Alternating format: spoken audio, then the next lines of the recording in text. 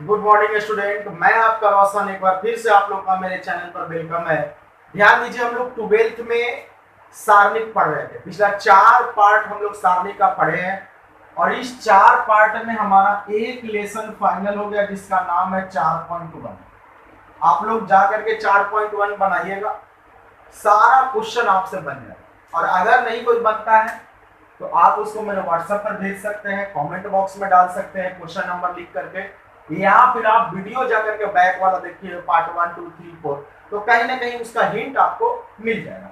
यहाँ हम लोग को अब 4.2 स्टार्ट करना है, जिससे क्वेश्चन जो होता है याद रखिएगा 4.2 से एक क्वेश्चन आपको 5 मार्क्स में कभी कभी पूछता है, या इसका जो हल्का टाइप का क्वेश्चन होता है वो 2 मार्क्स में आते रहता है। इसमें जो क्वेश्चन मिलेगा वो सारणिक के गुण पर मिलेगा। सारणिक में जितना भी गुण होता है उस सब को यहाँ स्टडी करना है और उसके हिसाब से आगे बढ़ना है। इसमें देखिए, अगर आपको मैट्रिक्स का रिवीजन करना है, मैट्रिक्स जो कि क्लासरूम में ऑलरेडी पढ़ चुके हैं, तो मैट्रिक्स के रिवीजन के लिए क्या कीजिए कि आप RS अग्रवाल में अभी हम मैट्रिक्स पढ़ा रहे हैं, वहां चैप्टर नंबर 5 है, 5B अभी वहां चल रहा है। तो आप लोग क्या कीजिए कि RS अग्रवाल का भी वीडियो देखिए और वहां से मैट्रिक्स के क्वेश्चन को बनाइए। इससे क्या हुआ कि मैट्रिक्स रिवीजन होते रहेगा, डिटर्मिनेंट तो आप पढ़ ही रहे हैं जिसको हिंदी में सारणिक बोलते हैं। तो आइए अब यहाँ पर ध्यान देते हैं हम लोग सारणिक के गुण। तो पहला गुण लिखिएगा रूल नंबर 1 या P1 भी लिख सकते हैं। चलिए लिख लीजिए P1। P1 का मतलब हो गया P से प्रॉपर्टीज, जिसको हिंदी में गुण, और P1 का मतलब पहला गुण। तो लिखिएगा पहला गुण, लिखिएगा लिखिए किसी भी सारणिक कॉपी पर गुण लिखिएगा, थ्योरी का पार्ट है। किसी भी सारणिक के पंक्ति तथा स्तंभों को, किसी भी सारणिक के पंक्ति तथा स्तंभों को परस्पर बदलने पर, किसी भी सारणिक के पंक्ति तथा स्तंभों को परस्पर बदलने पर उस सारणिक का मान नहीं बदलता है। उस सारणिक का मान नहीं बदलता है।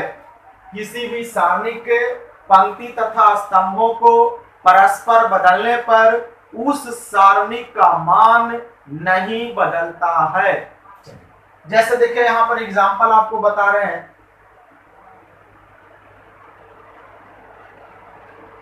एग्जाम्पल में ध्यान दीजिए, कोई सारणिक आपको A मिल गया, A बराबर आपको दे दिया 3 4 6 5 या 3 4 6 10, यही मिल गया आपको। अब इसमें क्या है कि ये है आपका R1, ये आपका क्या है C1, ये क्या है C2 और इसको क्या कहेंगे R2। अब सबसे पहले इसको जैसे देने वैसी ही वैल्यू निकाल लेते हैं। तो 3 गुने 10 माइनस 6 गुना 4 यानी 30 माइनस 24 तो आएगा 6। ये अभी आया है जो दिया हुआ एग्जांपल सेम टू सेम। अब इसको हम बदलते हैं। अब हम क्या कर रहे हैं कि C1 इंटरचेंज R1 और R1 इंटरचेंज C1। अगर समझिएगा अच्छा से, C1 एरो लगा हुआ है, देखिए C1 इंटरचेंज R1 यानी C1 इंटरचेंज R1 का मतलब C1 के जगह पर R1। एक बार फिर से जोड़ लगाना है, C1 के जगह पर किसको, R1 को, और R1 इंटरचेंज C1। देखिए इधर भी एरो मिल गया, यानी R1 के जगह पर किसको, C1। दोनों बदल जाएगा। जैसे मान लीजिए कि एगो दाएं एगो बाएं बैठा हुआ है, दोनों आदमी अपना अपना सीट बदल दे तो उसको एक्सचेंज कहते हैं। वही यहाँ पर हो रहा है आपका। आप लोग अपने दोस्त में एक्सचेंज करते होंगे कि चलो कलम आज बदल लेते हैं, तो अपना कलम उसको दे दिया, उसका कलम खुद ले लिया। तो ये चीज है जीवन में, हालांकि हर चीज एक्सचेंज नहीं कर सकते हैं आप। यहाँ ध्यान दीजिए C1 इंटरचेंज R1। अब इसको हम चेंज कर ले रहे हैं, C1 के जगह पर R1 को रखेंगे और R1 के जगह पर किसको, C1 को। तो एक नया मैट्रिक्स मिलेगा जिसको हम लोग A डैश बोलते हैं। अब चेंज करेंगे तो क्या होगा भाई, ये R1 जो है, ये जो हमारा R1 है, इसको C1 में ले आना है। याद रखिए ये R1 को क्या बना देना है, C1। तो इसको क्या लिखेंगे हम लोग, 3 और 6 कहाँ आ जाएगा, नीचे। अब भाई जो C1 है इसको कहाँ ले जाना है, R1 के जगह पर, तो जो 4 है वो इधर चला जाएगा, इसका तो कुछ हो नहीं रहा तो छोड़ दें। देखिए अब आप देख लीजिए, यहाँ R1 में रेड कलर से जो दिया हुआ उस पर ध्यान दीजिएगा, यहाँ पर R1 में है 3 और 6, तो R1 को हम किससे बदल रहे हैं, C1 से। इसमें देखिए जो R1 है वो यहाँ पर क्या हो जा रहा है, C1 हो जा रहा है, देखिए यही बदलाव हो रहा है। और यहाँ देखिए C1 में क्या है 3 4, तो C1 वाला C1 में जो दिया हुआ देखिए वो R1 में आ गया 3 4, तो यही एक्सचेंज हो गया। अब जो मान निकालेंगे एक्सचेंज करने के बाद भी, तो मान में कोई परिवर्तन नहीं आएगा, भले अंक का स्थान क्या हो गया है, बदल गया है। तो ध्यान देंगे, दोबारा इसका वैल्यू निकाल लेते हैं। ए डैश तो क्या हो गया भाई, 3 गुने 10 माइनस 6 गुने 4, तो 30 माइनस 24 आया 6। देखिए दोनों क्या है, आपस में बराबर आ रहा है, तो लिख देंगे आराम से। पहला प्रॉपर्टी है, जरूरत पड़ने पर कहीं कहीं ऐसा हम लोग करेंगे, प्रूफ करने वाली चीजें जहां पर आ जाएंगी। अब देखिए अगला है प्रॉपर्टी नंबर 2, याद रखिए प्रॉपर्टी लिखिएगा, एग्जांपल भी लिखिएगा साथ साथ। दूसरा प्रॉपर्टीज लिखिए। अब ऐसा नहीं कि ये कोई इजी मैट्रिक्स में यूज होगा, 3 गुना 3 भी मैट्रिक्स है तो वहां पर भी इसका इस्तेमाल कर सकते हैं। प्रॉपर्टीज 2 लिखेंगे, यानी गुण नंबर दूसरा, प्रॉपर्टीज पी से प्रॉपर्टीज हिंदी में गुण बोलते हैं, लिखेंगे किसी भी सारणिक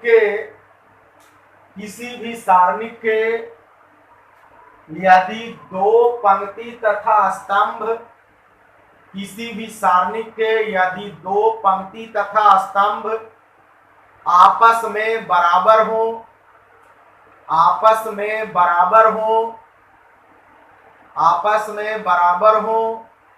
तो सारणिक का मान शून्य होता है, होता है। जैसे देखिए आप यहाँ पर कोई मैट्रिक्स ले लिए, एग्जांपल पर ध्यान देंगे, कोई भी 2 बराबर हो, जैसे 3 6 5 4 2 3 1 3 7, यहाँ पर आप एग्जांपल है 3 6 5, यहाँ पर आप देख रहे हैं R1 R2 R3, आप देख रहे हैं कि जो R1 में वही R2 में है, तो हम आराम से लिख सकते हैं कि हेयर यानी यहाँ R1 बराबर R2, इसलिए पूरा सारणिक के मान क्या हो गया, इसी। अब आपको लगा कि सर तो बड़ा गजब टाइप का है, आप हम अब इसको बना करके भी दिखा रहे हैं कि कैसे 0 आता है, पूरा फोकस बनाइएगा। या वो और देखिए एग्जांपल, जैसे कोई एग्जांपल भी छोटा सा मैट्रिक्स डिटरमिनेंट लेते हैं 3 5 3 5, यही आपका क्वेश्चन है। देखिए इसमें भी क्या है आपका सेम है, जो R1 है वही क्या है आपका R2 है, तो इसका अगर हम वैल्यू निकालें तो देखिए क्या होगा, 3 गुने 5 माइनस 3 गुने 5, तो 15 माइनस 15 बराबर। तो इसमें भी लागू होगा, ऐसा नहीं कि इसमें लागू नहीं होगा। कहीं भी 2 अगर रो बराबर दिख गया, 2 रो का अवयव आपस में बराबर हो गया, तो पूरा का पूरा जो सारणिक का मान है वो क्या हो जाता है, 0 में बदल जाता है। चलिए इसको 3 वाला को बना करके दिखा रहे हैं।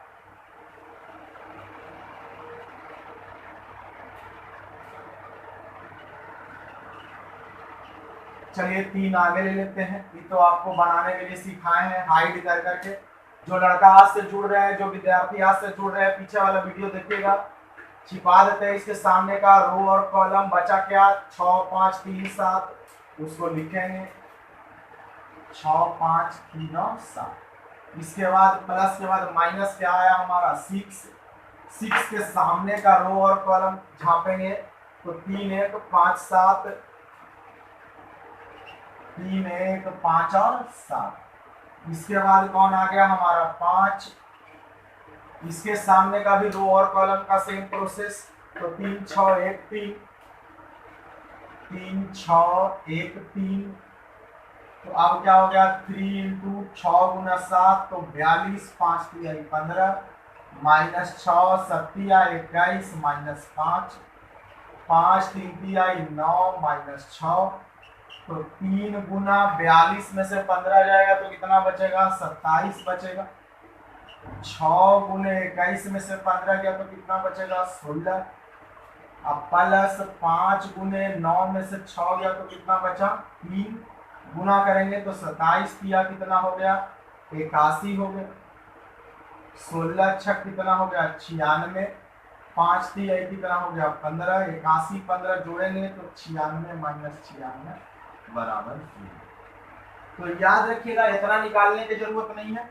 जैसे ही आपको दिखेगा कि कोई भी दो रो और कॉलम अगर इक्वल है तो पूरा का पूरा वैल्यू सीधे क्या हो जाता है? 0 हो जाता है। आपको सोचने की जरूरत नहीं है ज्यादा। गुण इसीलिए तो पढ़ा जाता है। चलिए प्रॉपर्टीज 3 पर को समझते हैं। अब तीसरा गुण प्रॉपर्टीज नंबर 3 देखिएगा। किसी भी सारणी के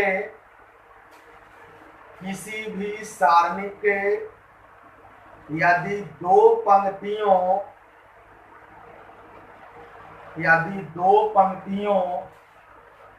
या दो स्तंभों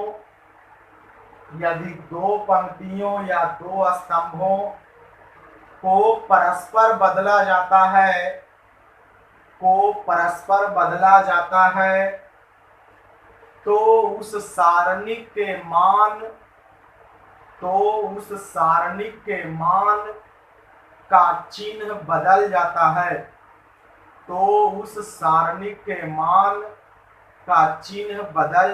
है। परस्पर बदलने का मतलब हो गया कि जैसे R1 को R2 से चेंज करना, दो पंक्ति या दो स्तंभ, यानी कि जब रो को चेंज करेंगे तो रो से चलेंगे और कॉलम को चेंज करेंगे तो कॉलम से चलेंगे। जैसे देखिए आप एग्जांपल यहाँ पर कोई मैट्रिक्स ए ले लिए 3 6 5 9। अब इसका वैल्यू निकाल लेते हैं। ये है इसका R1 और ये है इसका R2। अब वैल्यू निकालेंगे तो क्या आएगा? 3 गुने 9 माइनस 5 गुने 6। तो 9 तिया हो गया 27, 6 पचे 30 यानी माइनस 3। क्लियर? अब इसको बदल रहे हैं, इसको बदल दिए। कैसे बदल दिए? तो R1, यहाँ ध्यान देना बढ़िया से। अब इसको बदल रहे हैं, बदल कैसे रहे हैं? तो R1 इंटरचेंज R2 और R2 इंटरचेंज R1, यानी R1 के जगह पर R2 को लिखेंगे और R2 के जगह पर किसको लिखेंगे? R1 को। तब देखिए क्या आ रहा है हमारे पास पूरा फोकस।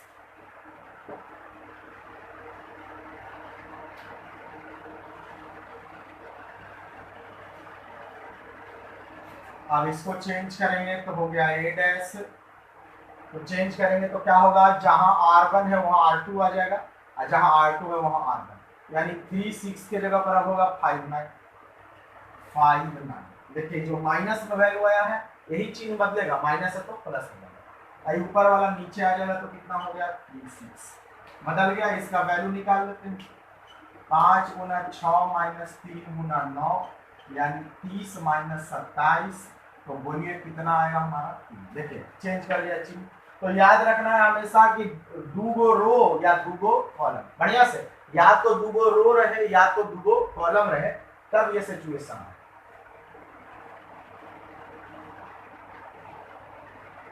इसको ऐसे भी हम लोग लिख सकते हैं कि ये बराबर माइनस, उलट जाता है चिन्ह। तो ये 3 प्रॉपर्टी है। फिलहाल यही 3 प्रॉपर्टी पर हम लोग क्वेश्चन देखेंगे बनाने के लिए और तब फिर आगे बढ़ेंगे। देखिए ये लेसन बहुत स्लो चलेगा, लगभग 10 से 15 दिन, क्योंकि इससे जो भी क्वेश्चन आता है वो ज्यादा से ज्यादा 5 नंबर में आएगा। बहुत कम चांस है कि 1 मार्क्स में पूछे। अब पिछला 2 साल से इसको पूछ नहीं रहा तो आप लोग के समय संभावना थोड़ा ज्यादा बन जाता है कि पूछे। तो 4.2 का हम पहला क्वेश्चन ले रहे हैं और एक क्वेश्चन पर आप लोग को 2-3 क्वेश्चन देंगे घर से बनाने के लिए, उसको क्लियर करना। चलिए उसके पहले एक आध दो और प्रॉपर्टी आज सिर्फ देख ही लेते हैं। आइए थोड़ा प्रॉपर्टी और देख लेते हैं। देखिए सारणी के किसी भी पंक्ति या स्तंभ से, सारणी के किसी भी पंक्ति या स्तंभ से कोई भी संख्या को या राशि को कॉमन ले सकते हैं। कोई भी संख्या को या राशि को कॉमन ले सकते हैं। जैसे सपोज दैट कोई आपको दे दिया ax bx cx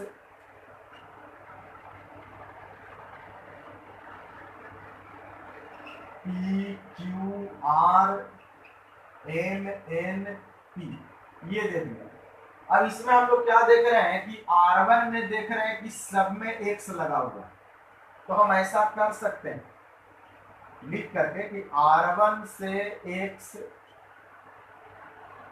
कॉमन लेने पर, अब बात हुआ कि x कॉमन लेके लिखेंगे कहाँ, तो x को बाहर लिखेंगे, कहीं फर्क नहीं पड़ता, यहाँ लिखे या यहाँ लिखे कोई फर्क नहीं पड़ रहा, बीच में आराम से ऐसे लिख देंगे। अब क्या बचेगा, तो यहाँ पर a p n, यहाँ से x चला गया तो b q n, यहाँ पर सीधे क्या बचेगा c r। तो अगर कहीं जरूरत पड़ गया तो ऐसा कर सकते हैं, आप हमेशा ध्यान रखिए। प्रॉपर्टी 5 लिखिए, पांचवा प्रॉपर्टीज लिखिएगा आप लोग, लिखिए सारणी के किसी भी दो पंक्ति या स्तंभ को, सारणी के किसी भी दो पंक्ति या स्तंभ को सारणी के किसी भी दो पंक्ति या स्तंभ को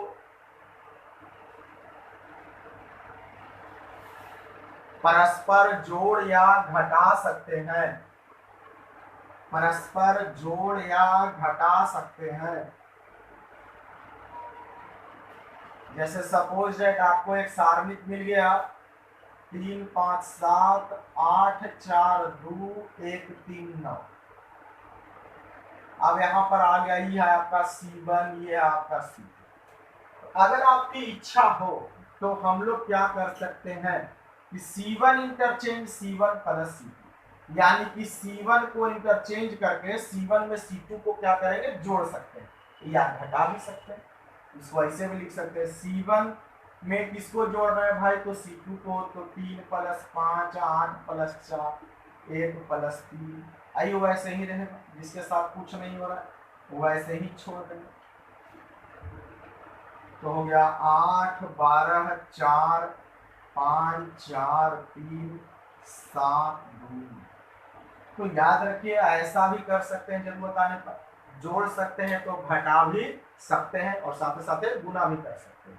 तो अगला लिखिए प्रॉपर्टी नंबर 6, प्रॉपर्टी 6 लिखिए, लास्ट प्रॉपर्टी होगा, लिखिएगा सारणी के किसी भी पंक्ति या स्तंभ को, सारणी के किसी भी पंक्ति या स्तंभ को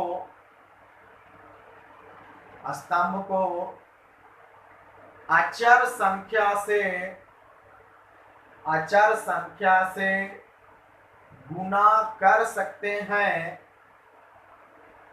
अचर संख्या से गुना कर सकते हैं जो शून्य ना हो, यानी 0 से आप गुना नहीं कर सकते, 0 के अलावा कोई नंबर से आप गुना कर सकते हैं जो 0 ना हो। जैसे सपोज दैट कोई दे दिया आपको डिटर्मिनेंट 5 7 8 2 4 3 1 2 5, तो ऐसा हम लोग कर सकते हैं R1 इंटरचेंज 3R1, यानी R1 में हम कितना से गुना कर दिए भाई, तो 3 से, तो गुना कर दीजिए 3 से, इसमें गुना कीजिए 3 5 15 3 7 1, आपका R1 तो यही है 8 3 24, बाकी नीचे वैसे ही छूटेगा। तो ये सब प्रॉपर्टी याद रखिएगा। इतना के बाद कल मिलेंगे आपसे, कल मिलेंगे तो सीधे हम लोग लेसन में रहेंगे, एक्सरसाइज 4.2 का 2-3 क्वेश्चन बनेगा, उस पर 5-7 क्वेश्चन बनाने के लिए रहेगा। तो आराम से आप लोग पहले 4.1 आज क्लियर कर लीजिए, थ्योरी को अच्छा से कॉपी पर लिख लीजिए। नेक्स्ट डे मिलेंगे तो सीधे लेसन में मिलेंगे। थ्योरी अगर आप आज स्ट्रांग रखते हैं तो कल वाला पार्ट जो वीडियो का आएगा उसमें आप मैथ को बहुत स्ट्रांग कर सकते हैं। तो चलिए घर पर रहिए, सुरक्षित रहिए, होमवर्क बनाते रहिए।